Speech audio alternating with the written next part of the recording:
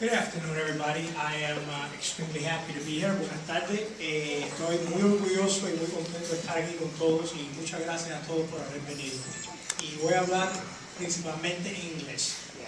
Let's see, our guest speaker is a very special person. I actually first met her in 1999 via the internet in an email after she had written her book. I emailed her and I said, hey, you know, your book was great. I loved it. It was a great book and everything, but, you know, you didn't mention anything about the kids in Green Bay, Wisconsin. I said, what the hell, you know, what's going on? So I figured, hey, you know, I emailed her, you know, the author, it's going to get there, you know. I figured, the hell I'm ever going to hear from her, you know. Well, much to my surprise, about 2 days later, I get an email. And it's from her. And I still have the email. I saved it and I still have it. And it said, Oscar, I am so sorry that I didn't mention anybody from Green Bay. Please do not be upset with me. It was very difficult to write the book. And I could not mention everybody. And please, you know, don't feel slighted. Not everybody was there. It was very hard research. And there are many other states and many other places that I didn't mention. However, you know, if there's anything I can do and I can help you with, please let me know. So I wrote her back and I thanked her, you know, very apologetic, you know, and I said, hey, by the way, you know, do you have any other kids from Green Bay that have written in response to your inquiries? Because she had a question and she said, oh yeah, by the way, yeah, I have 2 kids from Green Bay and they're Henry and his sister Annie, and they remember you, do you remember them? And so she put us in contact together. And I was reunited with the first, this was about 40 years after I left Green Bay. I was reunited with the first kids from Green Bay. Due to her efforts, we were able to organize, with her assistance, a reunion of the Green Bay, the 37 kids that were in the Green Bay orphanage in 2003. We were able to go to Green Bay and make the reunion. So time marches and we stay friends. And in 2005, I met this crazy lady named Berta. She was here. And we got together, and she was a Pedro Pan. And we started talking, and I said, yeah, you know, God, you know, would it be great to get all the Pedro Pans together and everything else?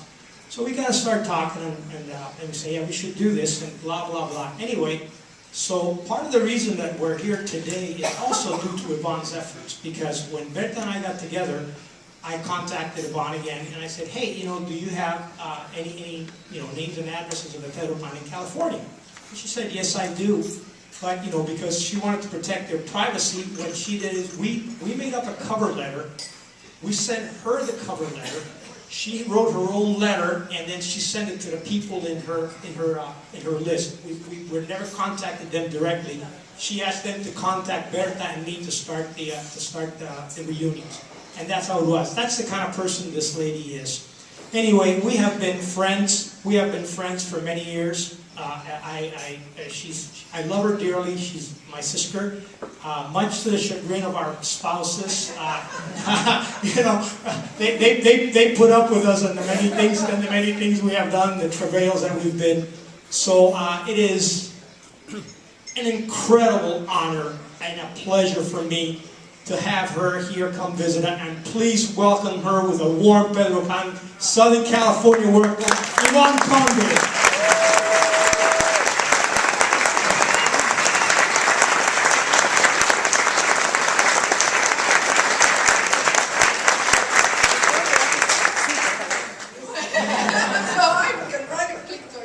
Thank you very much. You don't know how happy I am to be here. I've been wanting to come and meet with the Cuban kids from California for the longest time because, as I said, I feel like I had a little bit to do with your beginnings and your getting together, and I've helped other people along the way as they've helped me, and this has been, throughout our years, it's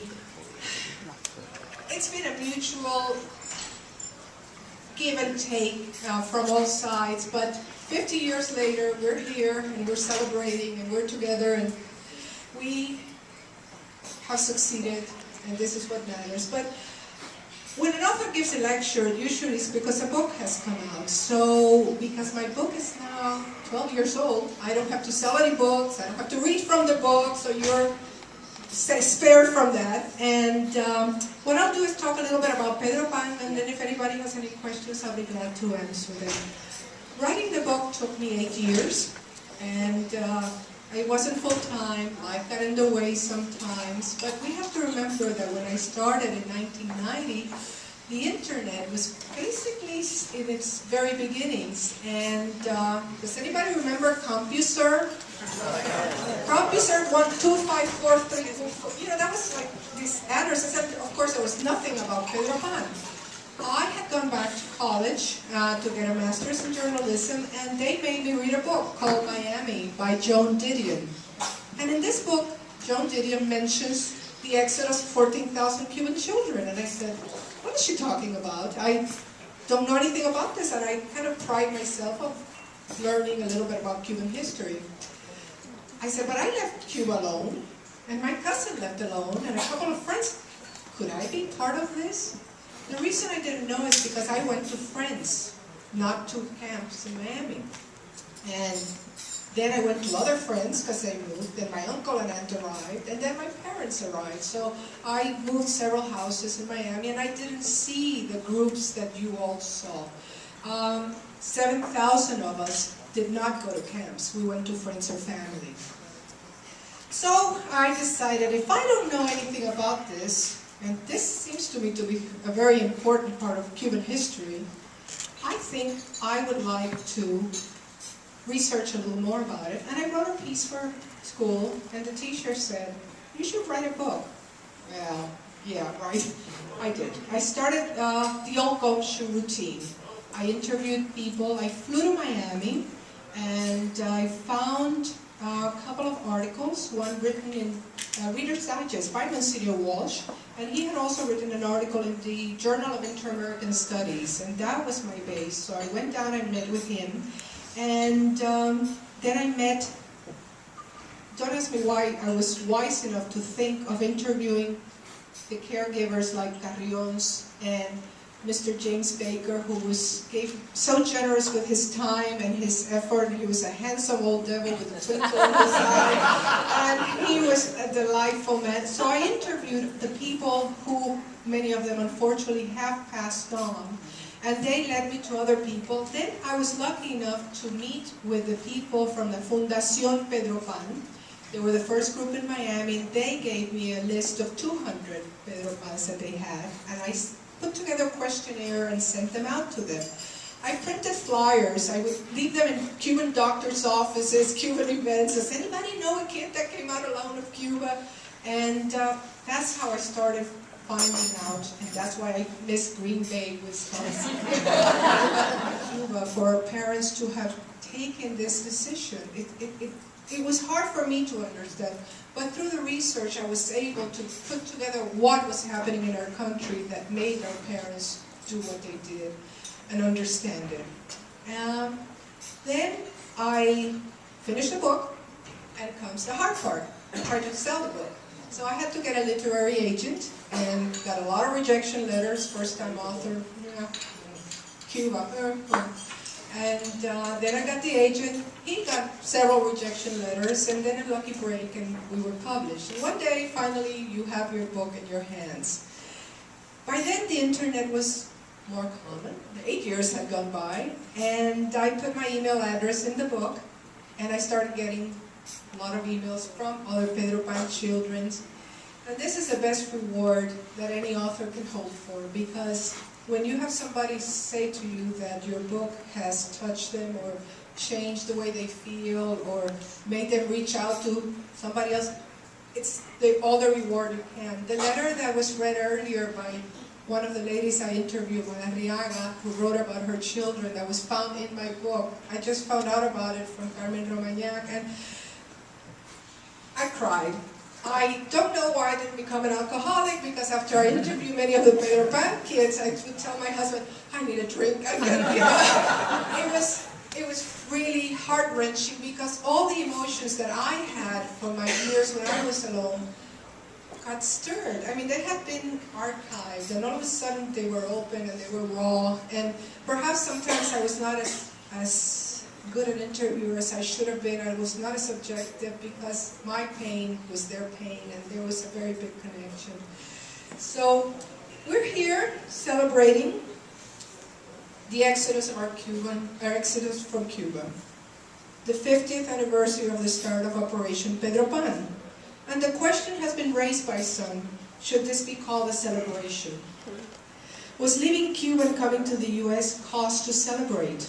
To celebrate is to show happiness at something, but it also means to mark the occasion. So let's think about this a little bit. Unfortunately, there have been other exodus of children in history, and children usually pay the highest price in a war conflict or in a political conflict. We know, and it was mentioned earlier, I believe my father said, about the Jewish children in the kinder transport. I met with a lady who wrote a book about kinder transport. We had lunch in New York, and their experiences and ours very different, of course, but the bond that that lady and I shared, because we knew how it felt to be alone without our parents, was incredible. Unfortunately, of the 10,000 Jewish children sent out by kinder transport to the United Kingdom, 9,000 of them never saw their parents again. Then we have the 32,000 Spanish children, mostly Basques, that were sent to Russia during the Spanish Civil War. And we have, I just found out about this, God knows how many more there are out there. Between 1940 and 45, 200,000 Polish children that were considered racially valuable by the Nazis were abducted. And they were taken to Germany to be Germanized. They were taken away from their parents. 200,000. 28,000 Greek children, mostly 28,000 Greek children were separated from their parents and sent north by the communists during the Greek Civil War of 44 to 49. Millions of Chinese children were sent to Tibet and Mongolia to help build communism during the Cultural Revolution. More than 200,000 of them were sent to the countryside from cities like Shenyang, so they could not go to the university and their lives were totally truncated. But of course, leave it to us Cubans to have the only political exodus of children in this hemisphere. Another of our dubious distinctions. The word political always has to be inserted here because there was a very large movement at the turn of the beginning of the 19th century in the United States of orphan and neglected children that were sent from the cities like New York and Chicago to the Midwest in what is known as the orphan trains. And these 100,000 children were given to adoption to farmers in the Midwest. And they are, that's why I feel they are an exodus too, and ours is a political exodus. That's why I always make that distinction. That was the beginning of the Children's Aid Society. So there's no denying the hurt that accompanies our leaving our country and our family. August 11, 1961, that is the date that I left Cuba, and it is branded in my heart, and it always will be. Of the children that I interviewed, there's a pattern emerged. As the children were older, they understood more what was happening in Cuba and why their parents were sending them away. The younger the child was, the more bitter they are, or the harder it was for them to understand the separation and the why. So, I have a test here. What day did you leave Cuba? August 29th, 1961. July 1961. May 31st, 62. May 28, 1960. 4th, 1960. We'll never forget that day. None of us. And it's the beginning of our new lives as Americans. However, there are those who think we should condemn Operation Pedro Pan, and they're very busy doing it. At the recent Havana Film Festival in New York City, Estela Bravo, an American who lives in Cuba since the 60s, presented her documentary, Operation Pedro Pan. They say the CIA was involved in the Patria Potestad rumors, and it was all a plot by the US government. They've even said that 7,000 of us never saw our parents again, which is total false. It's not true. Very few of us did not see our parents again. It did happen, but there were very, very few of us. In other words, they want to call attention to the negative side of Pedro Pan. They want to distort the truth. So the question remains that I asked before, should we celebrate? I sent a questionnaire, 442 responses. As Dr. Baker would know, this is not scientific, but it was indicative because 85% of the responses were that our parents did the right thing. Only 9.5 said they did not, and 5.1 said they were not sure. I personally celebrate my coming to the United States for many reasons, and like Faulkner said, we not only survived, we prevailed. I have to celebrate some news that I have for you. Carlos Seiri, as you know, one of our Pedro Pan writers, and who won the National Book Award for his book, Waiting for Snow in Havana, just sold the movie rights to Learning to Die in Miami, his second book, and he's going to be involved in the production and writing the script, so that's going to be a great book. And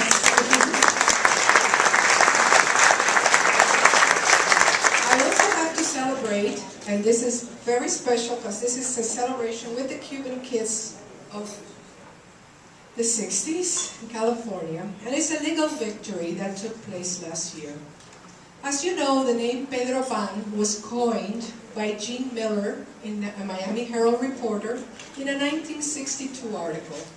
It is the name by which our Exodus is known. However, several of us in New York, West Palm Beach in California, received threatening letters from the lawyers of Operation Pedro Pan group. They claimed that their group, with only 200 members, owned the name. That is why the Cuban Kids is called Cuban Kids and not Pedro Pans of California. In October 2001, I received an email from the board of Operation Pedro Pan group saying, quote, "Stop using Pedro Pan as your private email address. You do not represent Pedro Pan group in New York, and use of our trademark is unwarranted and misleading." I consulted a trademark attorney who assured me that I could use that email address. Then, incredibly, just 5 years ago, Operation Pedro Pan Group tried to trademark the name Pedro Pan at the U.S. Trademark and Patent Office. When we found this out, 3 crazy Quixotes, Manny Gutierrez at the beginning, Oscar Pichardo and I filed an opposition to that trademark during the opposition period that was open for a few weeks in 2007. The process took 2.5 years and more legal fees than we care to remember. Last year we won.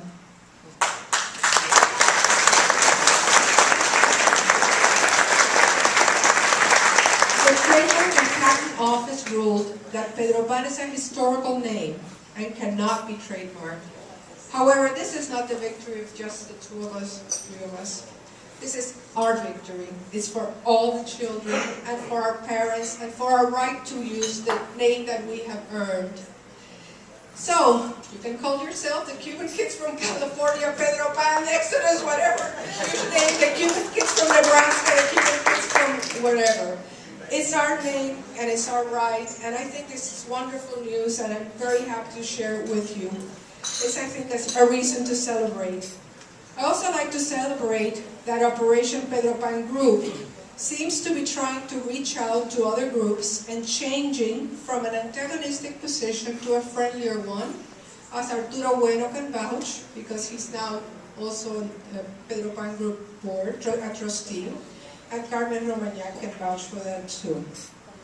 I celebrate that I have been blessed to live what I consider the best country in the world. I've been given choices.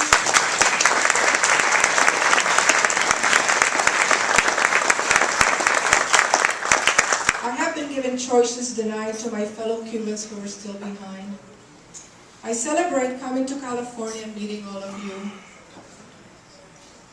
I celebrate speaking with an accent, being able to dance to Willy Chirino and eat a chicharrón. And also, I celebrate bursting with pride when I sing the Star-Spangled Banner. And now leave you with a thought by those great philosophers that shaped our youth, the Beatles. And in the end, the love you take is equal to the love you make. Thank you very much.